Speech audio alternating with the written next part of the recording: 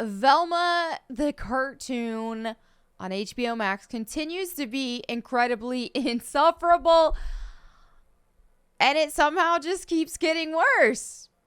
Somehow. And this time, Velma dresses up like a man, lives as a man, and somehow this makes her life easier, which is obviously not reality. Okay, let's go ahead and dive into the video.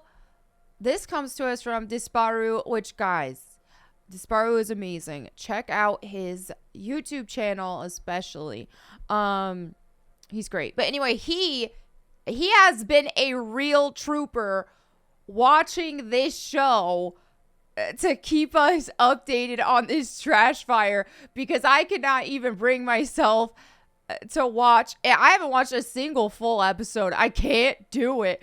The clips are insufferable enough, and I just don't feel like being angry. But I am grateful for Disparu's service. So he says here, Velma in Velma episode 7, she dresses up as a man and finds out men live a life of privilege and ease. Everyone trusts and helps men. She somehow uses a urinal, and we get this remarkably self-aware clip that the show isn't funny. So let's go ahead, and I'm going to watch this on little screen, because the Velma show especially, they'll come after you for copyright strikes or copyright content to demonetization, because I've had it happen just showing footage from the trailer. So here we go. There's something funny about you. Not LOL funny, but more thoughtful and well observed, like a female-driven comedy. There's something funny. They did tell on themselves. And they have, that's why it's funny to me when people say that this show is a psyop to make wokeism look terrible. You know, they're doing it to themselves, though. Like, some people think, oh, actual conservative people were behind this to make it look worse than it is, or to make wokeism look terrible. It definitely has a moment of self-awareness here. I just don't know if that was deliberate or not. But yeah, they really are making wokeism look terrible, but that's because it is terrible, right? But also with their message here, shouldn't she have done this in whiteface? Because I thought it was just white men who had privilege. But I think the woke Olympics have changed the rules a little bit. I have seen articles that black men are the next white men, or apparently Asian men too are problematic. I can't keep up with all of it. I think it's just, they say men are problematic most especially. But I've seen like this hierarchy chart that somebody made that just illustrated everything. The oppression hierarchy, right? And on the very bottom on the very bottom, the tier system was like white women, and then, it was gay white men, it was white women, then gay white men, then straight white men. So that's the from most to least oppressed in the white category, apparently. Something like that. And they're coming for gay men a lot now too. The white gay men only, right? White gay men are also, they used to get a lot more privilege in the woke Olympics, but now it's like, oh no, white gay men are the enemy now too. So this does keep changing. I'm trying to keep up with what the new woke narrative is, but since it is ever changing, that's difficult to do. And with how quick they cancel people, I imagine it must be exhausting to be an actual woke person trying to keep up with this, because if you mess up at all, then you're done. You're ruined, because they do not forgive anything. All right. The line reads to me like this show is saying that it's funny in a better way. It's so self-absorbed. Okay. I don't understand. But let's look at like the reality of the situation here, okay? Here's a true story, right? None of this fake, made up narrative from, woke writers.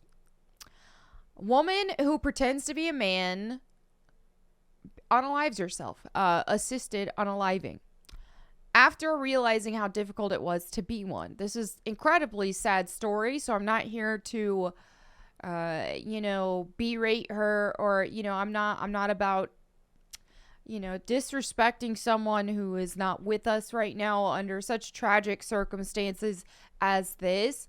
But sadly, I just wish she would have had some sort of acceptance for reality of the situation. Say, wait a minute, this is difficult. This is a lot harder than when I lived my life as a woman. And to just go back. But it's just very sad and tragic that this happened. So, 53-year-old journalist Nora Vincent opted for assisted unaliving on July 6, 2022, years after experiencing what it was like to live as a man. Okay, journalist Nora Vincent, an author of Self-Made Man, wanted to experience life as the opposite gender so she could write about it. She was a lesbian, not transgender, but her inquisitive nature made her curious about gender and identity. In 2003, she hired a makeup artist to help her paint stubble on her face to match her short, dark hair. She worked out to build the muscles on her back, wore rectangular framed glasses, and strapped her breast against her chest. And with the help of Juilliard vocal coach, she was able to train her voice to sound more manly. Nora Vincent was determined. There was no stopping her from switching genders, but what she found in living life as the opposite sex wasn't male privilege. Instead, Vincent learned what it was like to be at an incredible disadvantage. And this is the reality of the situation. It is easier. Life is easier as a woman than as a man. Because as a woman, here, just natural biology, right? Natural biology and instinct makes men want to protect women. There obviously are some exceptions of this, notably of the male feminist types who I would not trust at all, because I've not experienced as much cruelty from anybody as much as I have male feminists. There might be some exceptions, of course, but it's the male feminists who are the worst, okay? Because the male feminists, they got a bunch of that toxic femininity, and it's just ironic how they coined the toxic masculinity term, and they want to act like masculinity is toxic, but it's masculinity that makes men want to protect women. It's masculinity that makes men want to provide, protect, and work hard and do manly things, right? Which are productive. It's whenever men are in their feminine energy that they are the most toxic. Okay.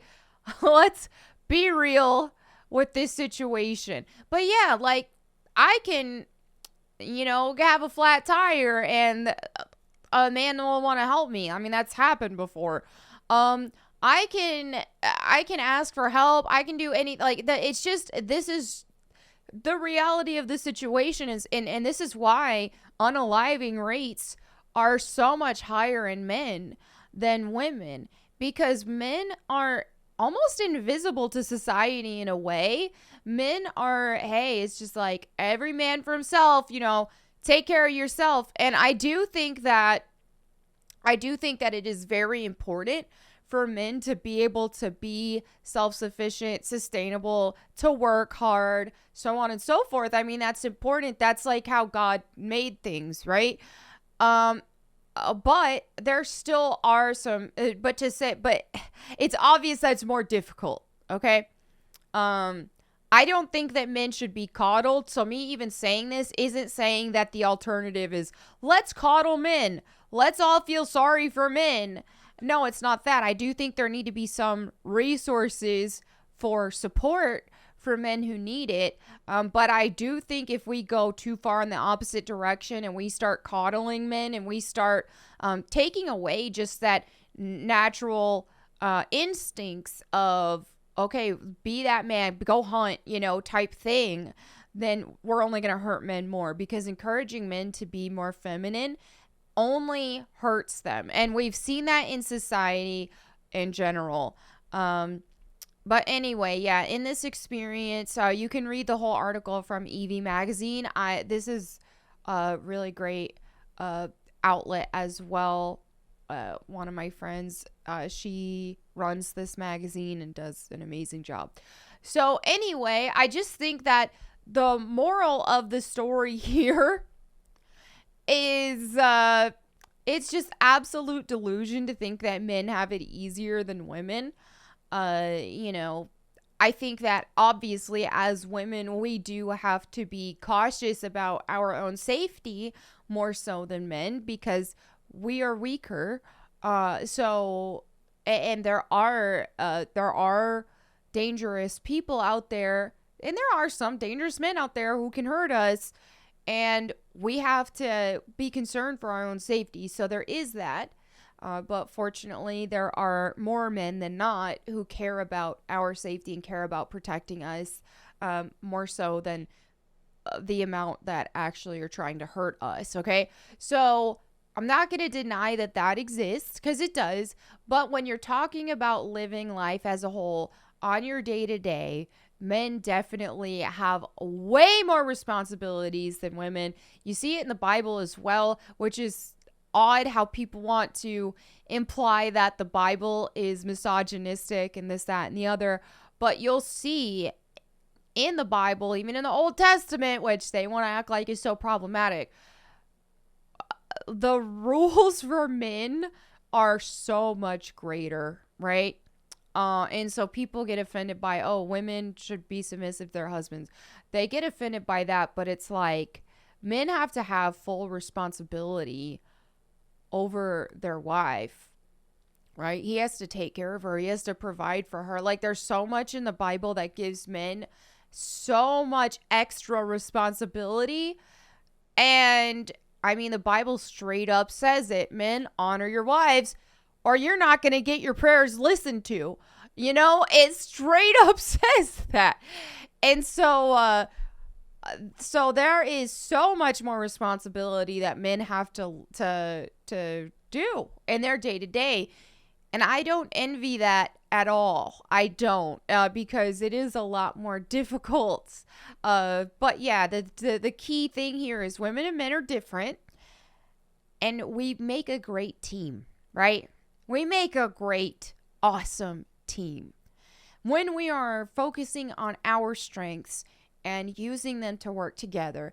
Because when we try to blur those lines and we try to act like men and women are exactly the same, we're really missing out on the amazing teamwork that we have with each other. Okay? So anyway, that's it for today's video. Let me know what you think in the comments below. Thank you so much for hanging out with me. I will catch you next time. And in the meantime, go boom.